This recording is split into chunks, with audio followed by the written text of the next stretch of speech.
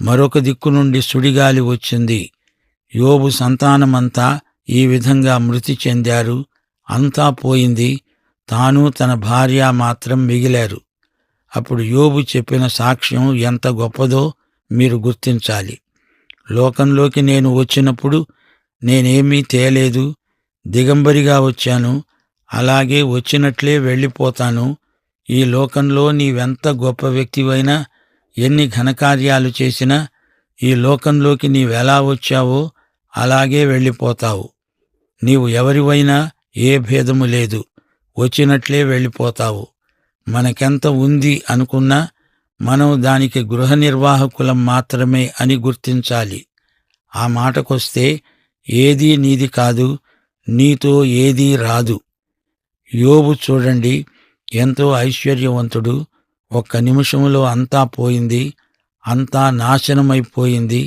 అతడు సాష్టాంగపడి దేవుణ్ణి ఆరాధిస్తున్నాడు. బట్టలు చింపుకున్నాడు. క్షౌరం చేసుకున్నాడు. అతని ఆక్రందన, ఒప్పుకోలు ఎంతో దూరం వినపడుతోంది. కుమారులు, కూతుండ్లు అందరూ గతించారు. యోబు అంటున్నాడు, దేవుడిచ్చాడు, ఇచ్చిన దేవుడే తీసుకున్నాడు. దేవునికే మహిమ కలుగునుగాక.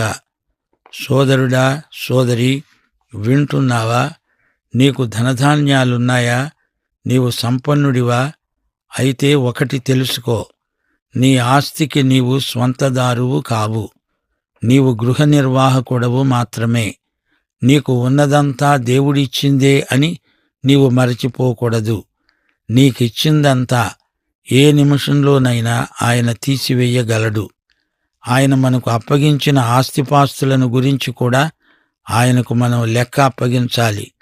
అందుకే పౌలు 2 కొరింథీ పత్రికలో మనమంతా గృహ నిర్వాహకులమని, విశ్వసనీయులమై ఉండాలి అని హితవు చెబుతున్నాడు.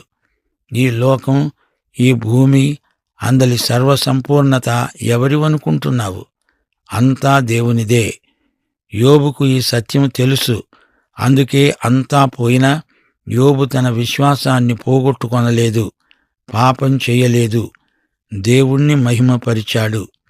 ప్రియ సోదరుడా, సోదరి, నీవు ఈ దేవుణ్ణి, దేవుని కుమారుడైన యేసుక్రీస్తును నీ స్వకీయ రక్షకుడుగా ఎరుగుదువా? అలాగైతే ఈ పాఠం నీకోసమే. ప్రభు అయిన యేసుక్రీస్తు వారి దివ్యకృప, తండ్రి అయిన దేవుని పరమ ప్రేమ, పరిశుద్ధాత్మ యొక్క అన్యోన్య సహవాసము, సమాధానము మనకందరికీ సదాకాలము తోడై ఉండునుగాక. ఆమేన్.